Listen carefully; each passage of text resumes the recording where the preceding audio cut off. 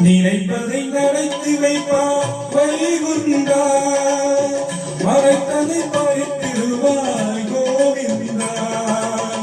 நினைப்பதை நடத்தி வைப்பார் வைகுண்டா, மறைப்பதை பறித்திடுவாய் கோவிந்தா.